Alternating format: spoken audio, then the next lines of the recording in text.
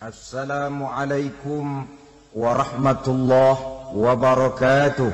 Waalaikumsalam warahmatullahi wabarakatuh. Alhamdulillah wassalatu wassalamu ala sayyidina Rasulillah sayyidina wa maulana Muhammad ibn Abdullah wa ala alihi wa sahbihi wa mawala. La haula wa la quwwata illa billah, amma ba'du. Bapak-bapak, ibu-ibu, saudara-saudara kaum muslimin rahimakumullah. Kapan kiamat itu akan datang? Ini rahasia Allah. Jangankan kita yang orang awam, baginda Nabi sendiri tidak diberitahu oleh Allah kapan kiamat itu akan terjadi. Tetapi sungguh pun demikian, banyak hadis-hadis yang menjelaskan ciri atau tanda-tanda datangnya kiamat. Nah, kalau sudah bicara soal tanda kiamat itu ada dua. Pertama yang disebut alamatus sughra, tanda-tanda kecil. Ini waktunya masih ada tenggang. Ada yang dinamakan alamatul kubra, tanda-tanda besar, artinya kiamat sudah diambang pintu. Apa tanda-tanda kecil dari datangnya hari kiamat itu? Misalnya kata Nabi, apabila ilmu sudah diangkat oleh Allah, artinya apabila ulama sudah banyak wafat, minat orang belajar agama berkurang, lalu kebodohan nampak merajalela di mana-mana, zina dikerjakan secara terbuka, minuman-minuman keras jadi kebanggaan, itu termasuk di antara tanda-tanda kecil terjadinya hari kiamat. Apalagi misalnya iza waladatil ammatu rabbataha, apabila budak sudah melahirkan tuan. Apa maksudnya? Ada yang mentafsirkan apabila anak sudah bisa membudaki orang tuanya. Orang tua yang melahirkan dia, yang membesarkan dia, demi setelah si anak besar jadi orang berpangkat, bertitel, berharta, berkedudukan. Jadilah orang tua itu budaknya. Sehingga sering dibilang kalau orang tua kaya, anak jadi raja. Tapi kalau anak yang kaya, orang tua sering jadi budak. Apalagi munculnya fitnah yang bergelombang, timbul perang antara dua bangsa yang besar, waktu berjalan terasa sangat pendek sekali. Itu merupakan tanda di antara tanda-tanda kiamat. Termasuk di dalamnya sulit membedakan mana laki, mana perempuan. Kan kalau tanda-tanda kayak begini sekarang sudah banyak kita lihat kan? Ulama banyak wafat, penggantinya sulit. Zina dikerjakan berterang-terangan, minuman keras jadi kebanggaan, banyak anak membudaki orang tuanya, sulit membedakan mana laki mana perempuan. Kadang-kadang dari belakang kita lihat perempuan bener, begitu kita colek nengok jenggotan.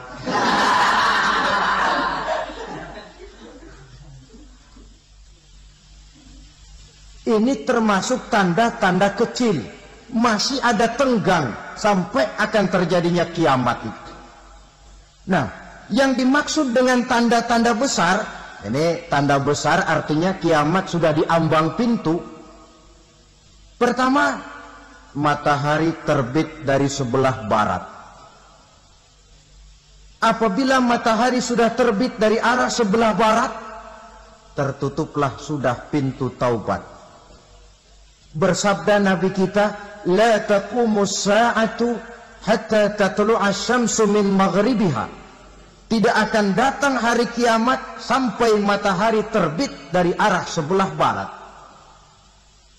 Fa iza tala'at, manakala matahari telah terbit dari arah sebelah barat, wa ra'ahan nasu, manusia banyak menyaksikan itu, amanu ajma'un, mereka pun lalu beriman. yang tadinya kafir, yang tadinya ingkar, yang tadinya membangkang, setelah melihat matahari terbit dari sebelah barat, buru-buru beriman, berlomba-lomba mengucap 2 kalimat syahadat. Tapi apa yang terjadi? Kata Nabi, wadzalika hina la yanfa'u nafsan imanuha lam takun amanat min qabl. Hari itu adalah hari yang iman sudah tidak berguna lagi bagi seseorang apabila sebelumnya memang dia tidak pernah beriman. Au kasabat fi imaniha khaira, atau beriman tetapi tidak pernah melakukan kebajikan di dalam keimanannya itu. Hari yang sudah kasib, hari yang sudah terlambat, beriman tidak akan ada gunanya lagi. Ini pelajaran buat kita. Sebelum sang surya terbit dari sebelah barat, sebelum nafas sampai di tenggorokan, artinya pintu taubat masih terbuka. Kalau 2 hal itu sudah terwujud, nafas sudah sampai di kerongkongan, atau matahari sudah terbit dari arah sebelah barat, tertutuplah sudah pintu taubat. Tak ada lagi gunanya pangkat, jabatan, harta, bahkan beriman pun dalam suasana macam itu. Too late, kata orang Kulon. Sudah terlambat. Matahari terbit dari arah sebelah barat. Itu tanda besar, artinya kiamat sudah diambang pintu. Lalu apalagi tanda besar? Munculnya Dajjal. Dajjal artinya pendusta-pendusta yang menyesatkan manusia. Ada 2 macam Dajjal, saudara. Ada Dajjal kecil, ini Dajjal kelas teri. Kalau ini sejak zaman Rasulullah sudah ada itu. Tiap zaman ada. Di zaman Rasulullah misalnya ada yang bernama Aswad al-Unsi dari Yaman. Ada yang namanya Musailamah al-Kazzab dari Yamamah. Ada yang namanya Ibnu Sayyad dari Madinah. Ini Dajjal di zaman Rasul. Musailamatul Kazzab memproklamirkan diri jadi nabi dia. Di zaman Rasul masih hidup. Ini Dajjal zaman Nabi. Di zaman sahabat muncul Dajjal. Di zaman kita sekarang ini Dajjal pun gentayangan. Dajjal kelas teri. Kerjanya mendustakan manusia, menyesatkan manusia, memalingkan manusia dari jalan yang benar dan diridhoi oleh Allah Subhanahu wa taala. Adapun yang merupakan tanda besar dari datangnya kiamat, Dajjal kelas kakap. Pembohong-pembohong besar yang menyesatkan masyarakat manusia berpaling dari jalan Allah mengikuti jalan mereka.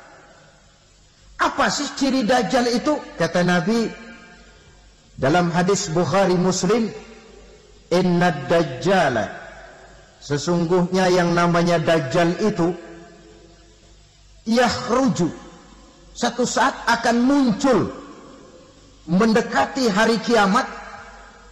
Wa inna ma'ahu ma'an, si Dajjal ini membawa air, wa naran, dan juga membawa api. 2 simbol.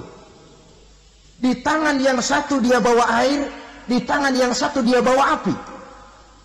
Wa ammal ladzi yarahu an-nasu ma'an fanarun, adapun yang orang banyak lihat air, hakikatnya adalah api. Yang dilihat api, hakikatnya adalah air. Oleh sebab itu, kalau api yang ditawarkan, ambillah air. Kalau air yang ditawarkan, pilihlah api. Maksudnya apa ini? Ini bahasa simbol, saudara-saudara. Dajjal bicaranya seolah-olah untuk kepentingan manusia. Menawarkan surga. Surga yang dia tawarkan hakikatnya neraka. Hai manusia, kalau kau mau bahagia, jangan dekat-dekat dengan agama. Sholat itu tidak efektif dan efisien, tidak produktif dari segi ekonomi itu. Menghadiri majelis taklim cuma buang-buang waktu. Tahajud, tasbih, tahlil, baca Quran, apa itu? Pekerjaan mubazir saja. Hidup ini cuma sekali, masa yang cuma sekali, manfaatkan dengan sebaik-baiknya. Mumpung, dibawanya sifat mumpung tetapi dalam pengertian yang sangat negatif. Bicaranya seolah-olah untuk kepentingan manusia, tetapi sebenarnya menjerumuskan manusia. Menawarkan air, tapi sebenarnya api. Menawarkan api, tapi hakikatnya air. Buat apa kamu sholat? Buat apa kamu bayar zakat? Buat apa kamu puasa? Surga yang dicanangkan Dajjal, hakikatnya neraka. Neraka yang digambarkan Dajjal, pada dasarnya adalah surga. Jadi memutarbalikan fakta itu kerjaan Dajjal. Yang hak jadi batil, yang batil dibilang hak. Yang benar jadi salah, yang salah malah jadi benar. Tuntunan disuruh jadi tontonan, tontonan malah menjadi tuntunan. Itu pekerjaan Dajjal profesinya. Zamannya Nabi Adam, Dajjalnya kan iblis. Betul? Betul. Apa sih dan kerayuan iblis itu? Allah setelah menciptakan Nabi Adam kan bilang, Adam, kau dan istrimu Hawa tinggal di surga ini. Seluruh fasilitas yang ada di surga persilahkan kau nikmati. Satu yang tidak boleh, jangan coba-coba dekati pohon khuldi. Dekat saja jangan, apalagi sampai memetiknya. Datang Dajjal yang namanya iblis ini. Adam, kamu tahu nggak kenapa tidak boleh makan buah khuldi? Ya nggak tahu, pokoknya saya dilarang. Bodoh kamu, Dam. Khuldun artinya kekal. Kalau kamu makan itu buah, kau akan kekal di surga buat selamanya. Allah tidak kepengen, maka dilarang kamu makan buah khuldi. Kalau kau ingin kekal di surga, Adam, makan saja. Saya bicara begini ini untuk kepentingan kamu, Adam. Ini kan ciri-ciri Dajjal. Bicaranya sih seolah-olah untuk kepentingan Nabi Adam. Hakikat sebenarnya menjerumuskan Nabi Adam supaya ingkar dan melanggar larangan dari Allah Subhanahu wa ta'ala. Jadi setelah muncul Dajjal, timbul kekacauan-kekacauan di masyarakat. Banyak yang terpengaruh, terpedaya dan terpesona. Termasuk mereka yang memproklamirkan diri jadi nabi. Mereka yang memproklamirkan diri jadi rasul di zaman sesudah Rasulullah wafat, itu adalah Dajjal-Dajjal. Maka saya ingatkan, kalau di zaman kita sekarang ini ada orang ngaku jadi nabi, ada orang ngaku jadi rasul, biar bahasa Arabnya kental, Quran hafal, hadis ribuan hadis hafal, biar pakai serban sampai menyengser ke tanah, bahasa Arabnya fasih, tapi dia mengaku jadi nabi, jadi rasul, kita umat Islam wajib tidak percaya. Wajib untuk tidak percaya. Itulah Dajjal-Dajjal zaman kita sekarang ini. Tidak mustahil mereka datang mempengaruhi orang-orang awam supaya berpaling dari Rasulullah, mengikuti mereka. Nah, di akhir zaman nanti, mendekati hari kiamat, Dajjal ini muncul. Dajjal kelas kakap, menyesatkan masyarakat manusia untuk berpaling dari Islam, mengikuti seruan mereka. Apalagi di antara datangnya kiamat itu, tanda yang besar itu, turunnya Nabiullah Isa Al-Masih, putra Maryam. Menurut berbagai hadis yang sahih, Nabi Isa Al-Masih nanti akan turun lagi. Tidak membawa risalah yang baru, tapi meluruskan risalah Islam ini yang telah banyak ditinggalkan oleh masyarakat. Bahkan ada hadis menjelaskan beliau akan membunuh Nabi, mematahkan kayu-kayu salib, lalu melaksanakan haji dan umrah mengikuti syariat Nabi Muhammad, bukan membawa agama baru. Menjadi semacam mujaddid, reformer, menyelamatkan manusia dari bisikan Dajjal. Bahkan ada riwayat yang menjelaskan bahwa Nabi Isa berhasil mengalahkan Dajjal, mengembalikan masyarakat manusia kembali kepada ajaran Islam yang datang dari Allah, dibawa oleh Rasulullah Sallallahu Alaihi Wasallam. Dengan kata lain, turunnya Nabi Isa bukan sebagai Nabi dan Rasul baru, tetapi mengikuti syariat Nabi kita Muhammad sallallahu alaihi wasallam. Saudara hadirin, ibu-ibu hadirat yang saya hormati, kemudian apalagi di antara tanda-tanda besar akan datangnya kiamat itu? Keluarnya asap atau awan. Kata Nabi, inna min asrati sa'ah dukhanan yamla'u ma bainal masyriqi wal maghrib. Di antara tanda-tanda kiamat munculnya awan atau asap yang memenuhi antara langit dan bumi. Ini pun diperkuat dalam surah Ad-Dukhan ayat 10. Fartaqib yauma ta'tis sama' bidukhanin mubin fayughshan nas hadza azabun alim. Bagi orang-orang yang beriman, mereka biasa-biasa saja. Tapi bagi orang kufur, datangnya asap dan awan ini merupakan azab yang kelewat pedih. Barangkali sedikit mendekati gambaran tentang azab yang pedih ini, saya ingatkan alam pikiran kita kepada peristiwa yang belum lama terjadi. Pernah dengar berita bocornya reaktor nuklir di Chernobyl, Uni Soviet? Pernah dengar? Bocornya reaktor nuklir di Chernobyl yang mengakibatkan ratusan bahkan sangat mungkin ribuan nyawa. Cuma satu reaktor. Bagaimana kalau seluruh cadangan nuklir yang dimiliki oleh para negara adik kuasa ini diledakkan? Bahkan yang konon menurut catatan, cadangan nuklir yang dimiliki bersama oleh Amerika dan Rusia sekarang ini sudah sanggup memusnahkan 6 miliar manusia. 1,5 kali lebih banyak dari jumlah manusia yang nongkrong di permukaan bumi ini. Saudara-saudara hadirin yang saya hormati, lalu saat mendekati hari kiamat, apalagi tandanya? Setelah Nabi Isa wafat, pada saat turunnya yang kedua kali, lalu Allah meniupkan angin sejuk. Semua orang-orang beriman, orang-orang baik wafat, sehingga penghuni bumi ini cuma tinggal lagi terdiri dari orang-orang kafir. Tidak ada lagi di bumi ini yang bisa mengucapkan Allah. Sehingga dalam hadis qudsi itu ada keterangan, innallaha azza wa jalla yaqulu li Israfil. Allah pernah pesan kepada malaikat Israfil. Kata Allah, Israfil, iza sami'ta qailan yaqul Allah Allah fa akhirin nafah 40 sanatan ikraman liqailiha. Hai Israfil, apabila kau dengar di permukaan bumi masih banyak orang yang mengucapkan Allah Allah, maka tunda sangkakala kiamat itu 40 tahun. Untuk apa? Ikraman liqailiha, menghormati orang yang mengucapkan Allah Allah itu. Wah, jadi karena sekarang masih banyak yang mengucapkan Allah, besar hatilah kita, masih jauh kiamat itu. Tapi jangan lupa, kiamat pribadi, kiamat kecil itu yang nggak kita sangka-sangka.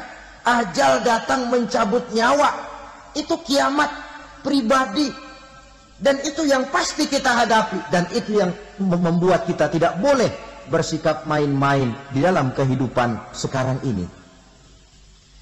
Saudara hadirin yang saya hormati, tidak ada lagi orang-orang muslim. Seluruh penduduk dunia ini kafir. Lalu terciptalah struktur sosial yang berlandaskan prinsip hidup semau gue. Bakal terjadilah prinsip di mana yang kaya menyantap yang miskin, yang kuat menindas yang lemah. Hidup sudah bagaikan di rimba belantara. Berlaku hukum rimba, siapa yang kuat dia yang menang, siapa yang lemah menjadi mangsa. Timbul kekacauan, maksiat merajalela, munkarat menjadi-jadi, sehingga isi bumi ini penuh dengan segala macam perbuatan dosa. Tidak ada perlunya lagi alam diperpanjang temponya. Datang saat yang sudah dijanjikan oleh Allah Azza wa Jalla, maka terjadilah yang disebut kiamat kubra, kiamat besar, kiamat hancur-hancuran. Bagaimana kejadian ini dimulai? Dalam surah Az-Zumar ayat 68, Allah Subhanahu wa taala berfirman, "Wa nufikha fis-suri fasa'iqa man fis samawati wa man fil ardi illa man syaa Allah." Maka manakala ditiuplah sangkakala, terkejutlah seluruh yang ada di langit dan seluruh yang ada di bumi. Bila saat kiamat datang, Allah perintah malaikat Israfil, Israfil, tiup sangkakalamu. Ditiuplah sangkakala oleh malaikat Israfil. Yang akibat daripada tiupan itu, seluruh yang ada di langit, seluruh yang ada di permukaan bumi terkejut. Yang ada di langit siapa? Malaikat kan. Bayangin aja kalau malaikat kaget, apalagi kita. Terkejut seluruh makhluk yang ada di bumi, yang ada di langit mendengar suara sangkakala itu. Bunyinya tidak sanggup kita bayangkan dahsyatnya. Ledakan nuklir, ledakan neutron, belum apa-apa ketimbang bunyi sangkakala malaikat Israfil ini. Nah, lalu mendengar bunyi sangkakala ini, gemparlah makhluk, kacaulah alam. Bumi gempa, planet-planet bertabrakan, gunung meletus, air laut tumpah ke darat, angin topan bertiup, halilintar menyambar. Lalu semua yang bernama hidup mati total. Mati bareng tanpa persiapan. La haula wala quwata illa billah. Saya kadang-kadang dalam tafakur bermohon, ya Allah, mudah-mudahan saya nggak nemuin kiamat beneran. Ngeri, nggak bisa kita bayangkan macam apa suasana seperti itu. Allah saja banyak memberikan gambaran, misalnya Al-Qari'ah, wa mal qari'ah, wa ma adraka mal qari'ah. Kejadian yang menggemparkan. Tahukah kamu apa kejadian yang menggemparkan itu? Yauma yakunun nasu kal farasil mabsus wa takunul jibalu kal ihnil manfus. Pada saat itu manusia berterbangan bagai kupu-kupu. Gunung berterbangan seperti kapas ditiup angin. Gunung saja macam kapas, konon lagi manusia. Kematian total, mulai semut sampai gajah mati. Jin mati, iblis mati, malaikat mati. Malaikat saja mati. Saudara hadirin yang saya hormati, kematian total yang tanpa persiapan. Orang bilang, Pak, kalau mati bareng begitu yang repot malaikat maut dong ya. Cabut sana, cabut sini. Itu kalau menurut logika kita. Mestinya begitu menurut logika. Tapi logika juga yang bilang nggak perlu serepot itu. Sebab untuk mematikan listrik di wilayah DKI, di wilayah Jakarta, nggak perlu tiap rumah didatengin matiin ya lama. Cukup dari kantor pusatnya saja PLN tekan satu tombol, gelaplah seluruh Jakarta. Saudara hadirin yang saya hormati, kematian total. Lalu setelah kematian total, planet-planet juga mati, dalam arti tidak bergerak dan beredar. Angin mati, dalam arti tidak bertiup. Air mati, dalam arti tidak ada riak gelombang. Pokoknya semua mati. Kullu nafsin za'iqatul maut, semua yang bernafas mati. Dalam ayat lain, kullu man 'alaiha fan, semua yang ada di permukaan bumi fana. Yang kekal cuma Allah Subhanahu wa ta'ala. Yang paling belakang mati malaikat maut dan malaikat Israfil. Tapi mati juga sesuai dengan janji Allah. Menurut hadis Bukhari Muslim dari Abi Hurairah, masa tenggang waktu antara kematian total pada tiupan sangkakala pertama dengan proses kebangkitan pada tiupan sangkakala kedua 40 lamanya. Tidak dijelaskan oleh Abi Hurairah 40 jam, apa 40 hari, apa 40 tahun.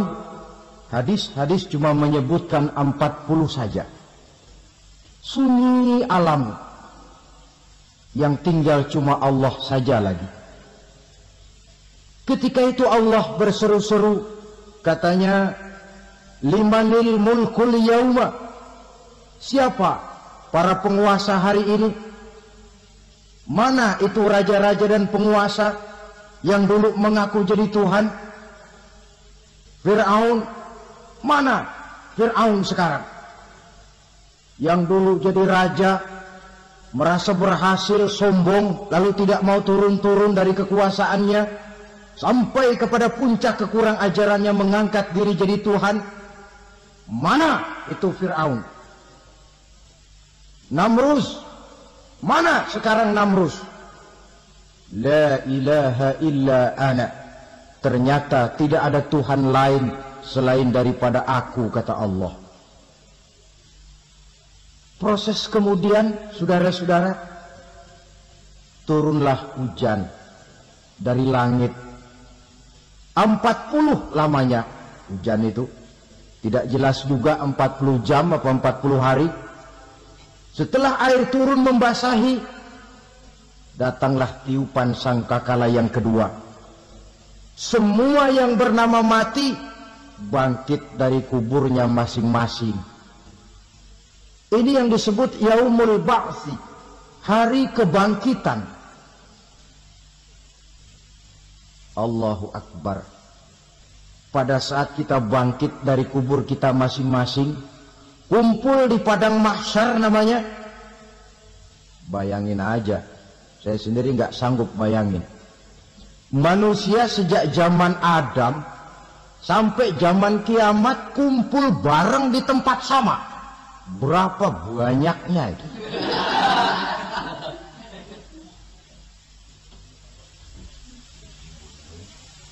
Dan yang luar biasa menurut satu riwayat, pada saat bangkit itu, Masya Allah, roman muka kita berubah, disesuaikan dengan amalan kita waktu di dunia ini. Barang siapa yang waktu di dunia amalannya itu amalan tikus,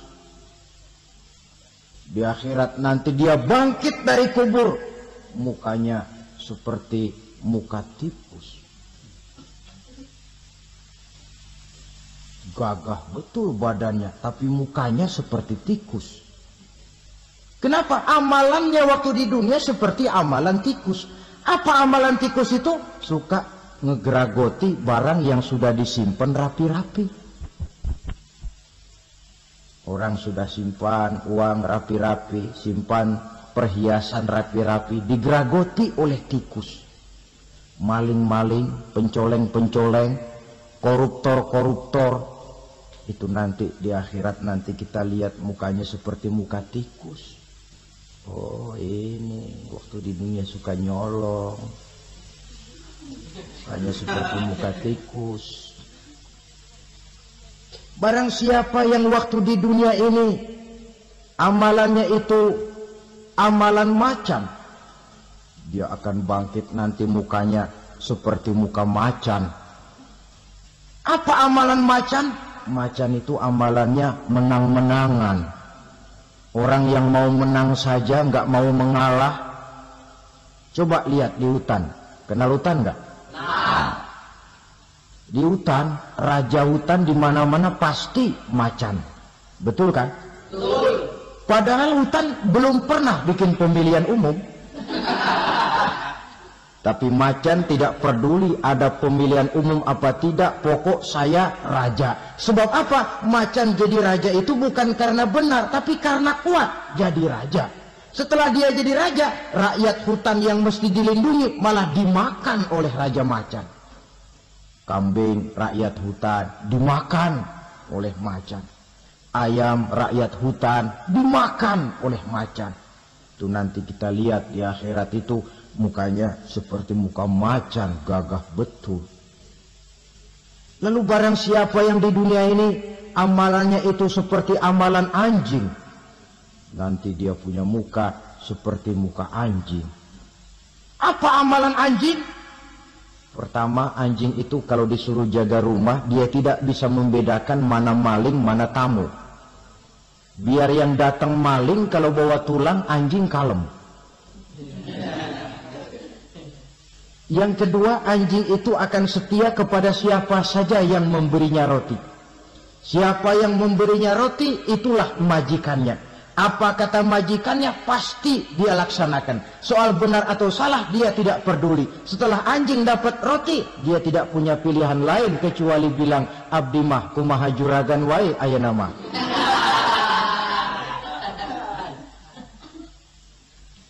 Saudara hadirin yang saya hormati, berkumpul di padang mahsyar, tiap orang sibuk dengan persoalannya masing-masing. Matahari waktu itu didekatkan oleh Allah, panas luar biasa. Ada yang saking panasnya itu mencucurkan peluh keringat sampai sebatas mata kakinya. Ada yang keringatnya sampai sedengkulnya, ada yang keringatnya sampai sepusatnya, ada yang keringatnya mengalir sampai sebahunya. Ada yang kelelap oleh keringatnya sendiri, sementara orang di sampingnya nggak apa-apa. Bergantung lagi amalan dia waktu di dunia ini. Saudara-saudara, sebagian orang dalam kepanikan padang mahsyar berombong-rombong datang mereka menghadap Nabi Adam. Ya Adam, anta abal bashar. Hai Adam, Tuhan adalah bapak moyang manusia. Kami sebentar lagi akan disidang, dimintakan pertanggungan jawab. Tolonglah kami, hai Adam.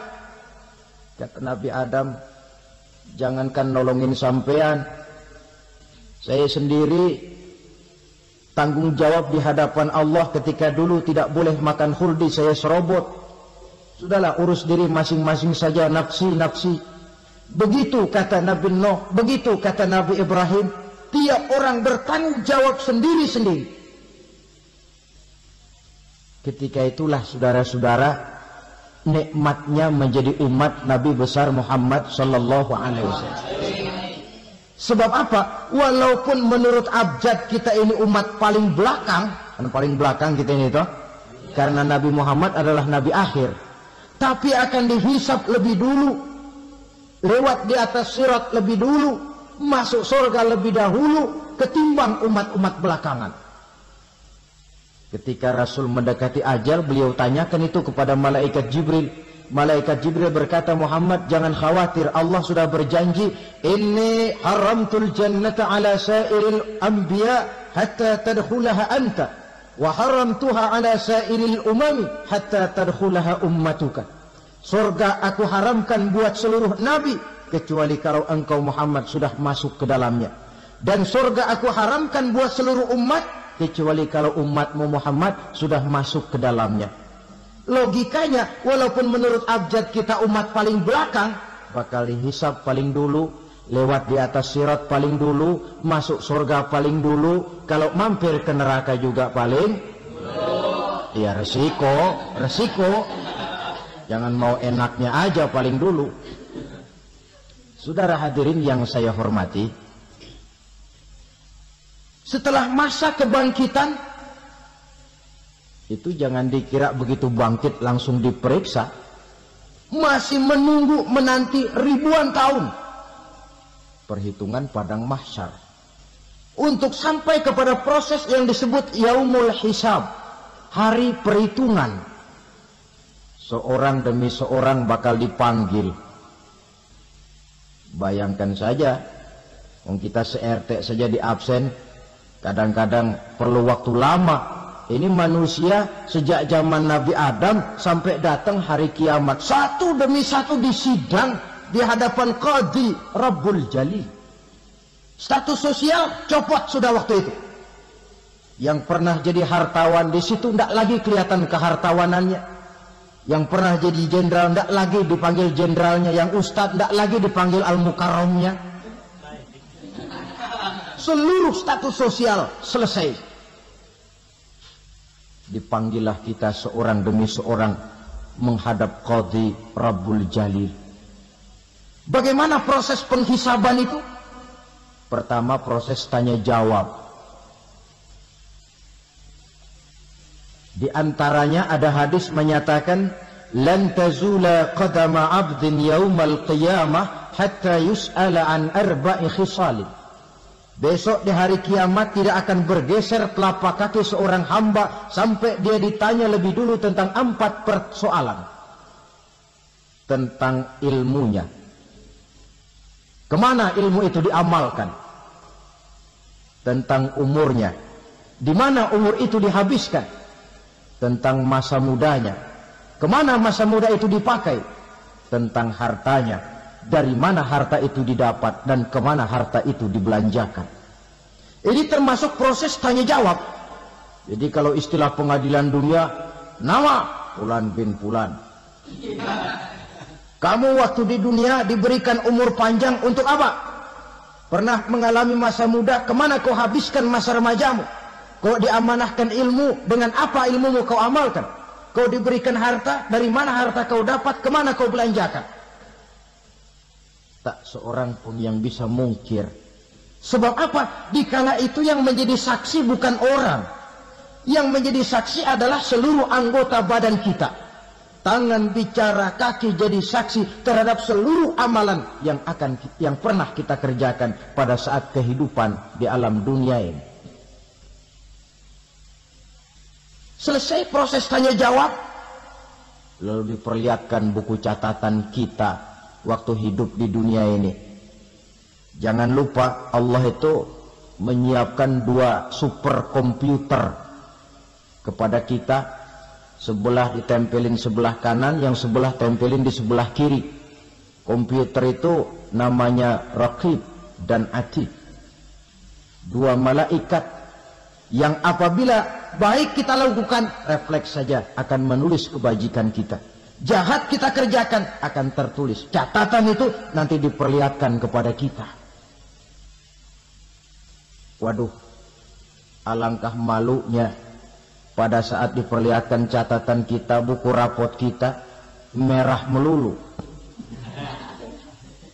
Barangkali diperiksa sambil diomelin, brengsek lo. Buku merah melulu begini bagaimana waktu hidup di dunia? Tidak cukup diperlihatkan buku catatan kehidupan, rekaman kehidupan. Rekaman kehidupan kita secara utuh sejak terlahir sampai ajal datang merenggut nyawa. Barangkali mirip dengan video sekarang ini, di mana terekam dengan baik seluruh kegiatan kita sejak yang sekecil-kecilnya sampai kepada yang sebesar-besarnya. Untuk kemudian kita pun menerima balasan. In khairan fa khairun wa in syarran fa syarrun. Kalau baik ya baik balasannya, kalau jahat ya jahat juga balasannya. Catatan-catatan kita diberikan. Kalau banyak kebajikannya diberikan di tangan kanan dengan cara yang halus. Kalau banyak kejahatannya diberikan dari sebelah kiri atau dilempar dari belakang. Itulah sebabnya sejak di dunia ini kita sudah mohon kepada Allah. Ketika berwudu membasuh tangan kanan, apa kita bilang? Allahumma a'tini kitabi biyamini wa hasibni hisaban yasira. Ya Allah, berikan saya kitab di tangan kanan, dan kalau saya memang perlu dihisap, hisaplah saya yang seringan-ringannya. Tangan kiri berlindung kita kepada Allah. Jangan sampai diberikan kitab di tangan kiri atau dari arah sebelah belakang. Wa'udzubika an tu'tiya kitabi bishimali aw min wara'i zuhri. Dari arah sebelah belakang. Na'udzubillah min dzalik. Setelah selesai lewat proses penghisaban, lewat mizan, timbangan, maka yang sudah selesai dihisab itu bergeraklah menuju sirat, jembatan yang terbentang menuju surga melalui neraka. Saudara-saudara, panjangnya perjalanan sirat itu memakan waktu ratusan tahun. Tetapi orang yang lewat di atas sirat pun macam-macam, bergantung amalannya ketika di dunia ini. Ada yang lewat di atas sirat itu kalbarkil khatib, seperti kilat yang menyambar, lep, sudah sampai dia di surga. Cepat bukan main. Ada yang lewat di atas sirat itu seperti orang lari-lari. Ada yang lewat di atas sirat itu seperti orang jalan biasa. Ada yang sambil merangkak, ada yang sambil ngesor, ada yang sambil gelayutan.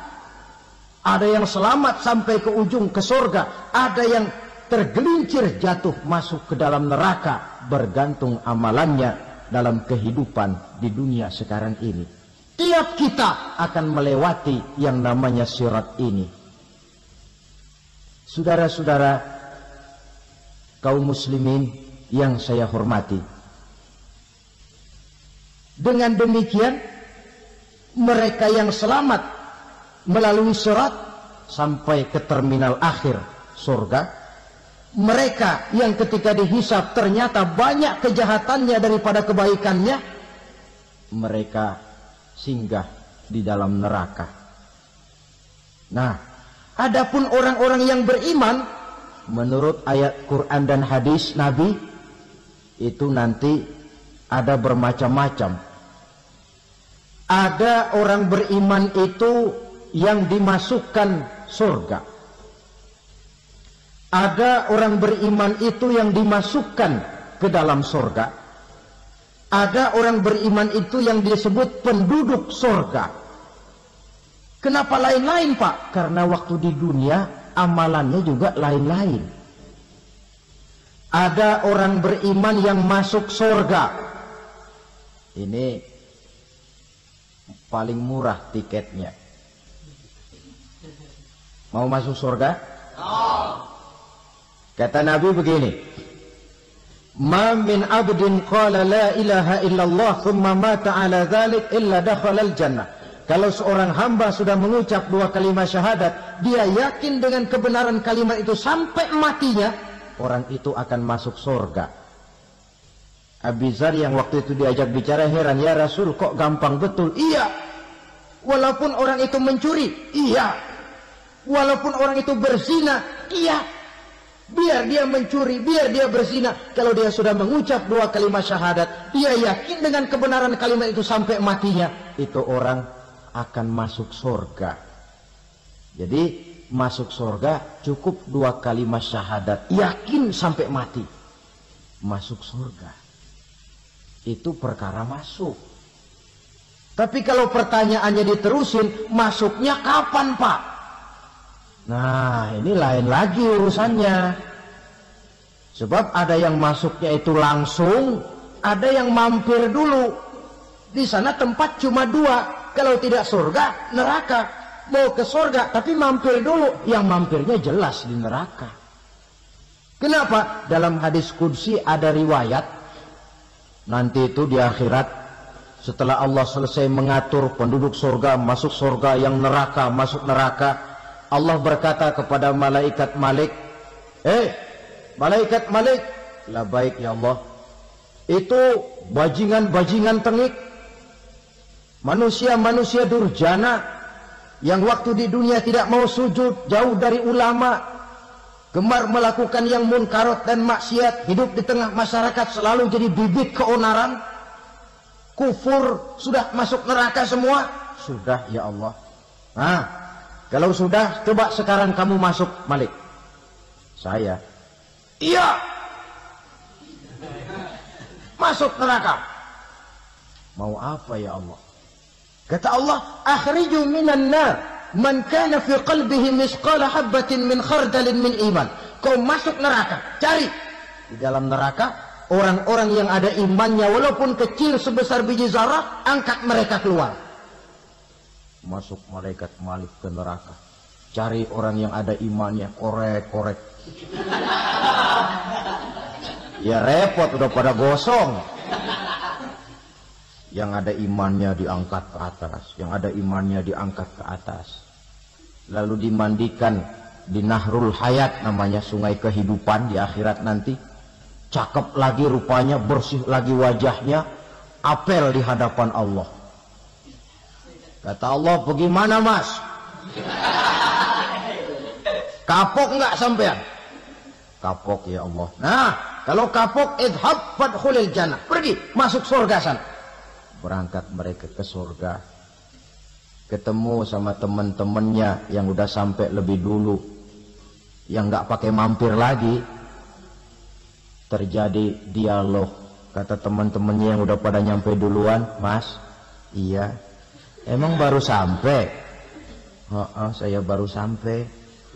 Memang mampir di mana dulu mas? Kita sudah lama sampai di surga. Saudara buka surah Al-Muddatsir ayat 34-35. Ma salakakum fis saqar?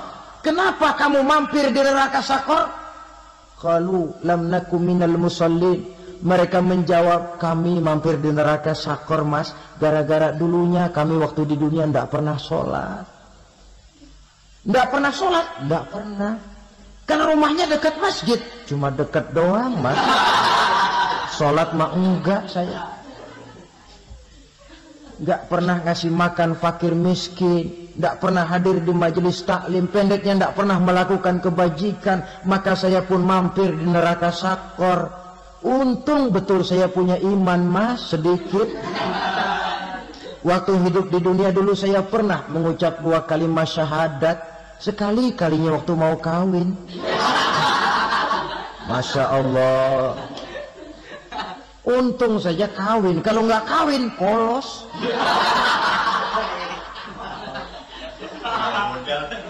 Itu juga pengulu sudah setengah mati ngajarin. Asyhadu alla, asyaduaan.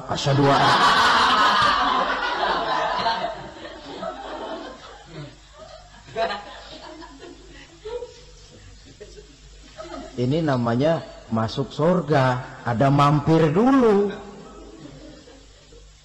Ada pula orang mukmin itu yang dimasukkan surga. Namanya dimasukkan kan terima beres. Saya masuk ke rumah, jalan sendiri, cari tempat sendiri. Saya dimasukkan ke dalam rumah, terima beres. Pokok ada di dalam, itu dimasukkan namanya. Nggak pakai mampir. Tapi tentu tiketnya lebih mahal ketimbang yang pertama tadi. Apa kata Allah?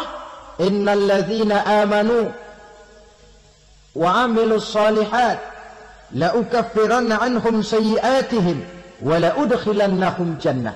Sesungguhnya orang-orang yang beriman kemudian beramal soleh, kami hapuskan segala dosa dan kesalahannya, kami masukkan mereka ke dalam surga. Lihat ayatnya. Allah yang memasukkan, kita yang dimasukkan. Tidak pakai transit, tidak usah mampir. Cuma tidak cukup syahadat, tidak cukup amanu, tapi diiringi dengan wa'amilus salih. Iman, amal. Tidak cukup syahadat, lalu dibuktikan dia sholat, dia zakat, puasa, lalu dia melakukan berbagai macam kebajikan. Ini yang menyebabkan dia tidak pakai mampir di tempat yang bernama Saqar. Lalu ada pula orang mukmin itu yang disebut penduduk surga. Wah, ini sudah VIP ini. Ashabul jannah, penduduk surga. Siapa mereka? Kata Allah, innal ladzina amanu summa istaqamu fala khaufun 'alaihim wa la hum yahzanun ulaika ashabul jannah hum fiha khalidun. Sesungguhnya orang-orang yang beriman lalu istiqamah, tetap dalam melaksanakan perintah Allah, tidak goyah, tidak labil tapi stabil, istiqamah, mereka tidak takut dan tidak bersedih hati. Merekalah penduduk surga. Iman, istiqamah. Tidak punya duit, sembahyang. Banyak duit, sembahyang. Miskin, sembahyang. Kaya, tetap sembahyang. Istiqamah. Kadang orang kalau susah rajin ke masjid, banyak duitnya ngelihat masjid melengos. Itu yang dibilang waktu miskin hamba Allah, setelah kaya jadi hamba harta. Bergeser, tidak ada nilai istiqomahnya. Saudara-saudara, dengan begitu penduduk neraka itu dua. Ada penduduk permanen, ada penduduk yang semi permanen. Yang semi permanen orang-orang beriman yang mempunyai dosa besar.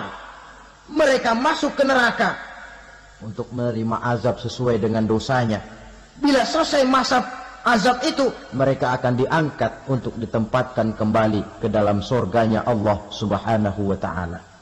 Nah, dikala itulah saudara-saudara, ada yang disebut syafaat dari Rasulullah Sallallahu Alaihi Wasallam. Tapi tentu jangan lupa, syafaat ini ibarat kain menambal dia. Kita punya kain bolong-bolong sedikit, syafaat yang menambal.